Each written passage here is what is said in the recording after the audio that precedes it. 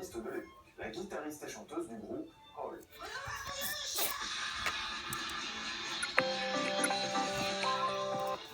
Et puis au-delà de la musique, du rock, de la rébellion, tous les deux viennent surtout d'une famille brisée et ils rêvent tous deux de fonder un foyer solide et heureux. Donc forcément ça match très bien. Très bien. Même trop bien.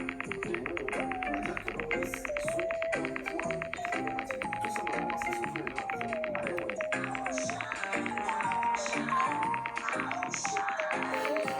Et même parfois ils parlent du fait que quand ils étaient jeunes, donc tous les deux étaient soumis à un traitement à la méthadone et que justement tous les deux, ça les hantait aussi. Et alors, dans les anecdotes, on est naïf, on a compris que c'était un type en école. D'après Courtney, il serait allé dans un parc pour s'injecter de l'héroïne.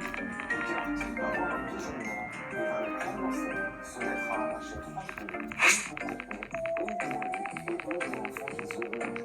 Et c'est tellement romantique. Est-ce qu'on ne chipperait pas la team? Et avec cette nouvelle tournée, Kurt va tout simplement il a dit, je veux juste être avec un meuf, casser la gueule à l'héroïne. J'en ai marre des interviews, des sociétés. Je veux juste kiffer. Et c'est en même temps le contradicteur parce que le mec a été rejeté toute sa vie. Là, il cherche à se trouver d'amour peut-être aux autres. Mais parce que pour lui, c'est trop artificiel. C'est que ça va pas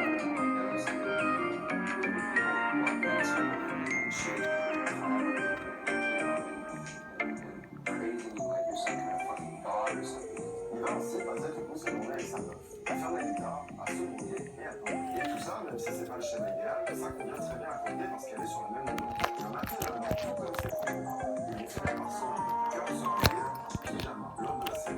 Mais ils vont se muter, même en essayant de vivre caché du nouveau voix, les casse les coups qui vont les assumer. Article après article, les traques dans la rue scrutent leur moindre fait ses gestes. Certains vont par la suite y aller à fond de leur poubelle, à la recherche d'un serein et d'autres éléments qui pourraient comprendre. Et quand ils trouvent quelque chose, ils ont trouvé le petit fait que Kurt et Courtney sont un parfait exemple de couple toxico-perdu, comportement destructeur. Et ça, vous connaissez l'amour de Kurt pour les médias maintenant, ça va détruire encore plus et encore plus et encore plus. Du coup, Kurt va augmenter les doses d'héroïne, sauf qu'il y a un point de retour, c'est parce qu'il va commencer à devenir parano.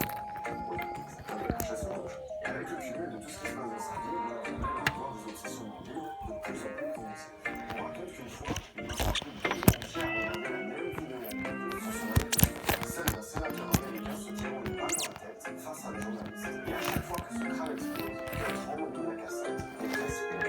Courtney, qui entend elle aussi, via la dignité de créer dans l'addiction, commence à avoir peur.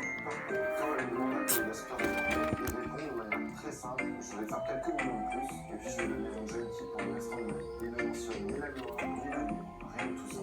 Kurt n'a plus de rêve, si ce n'est celui de son prochain shoot d'héroïne.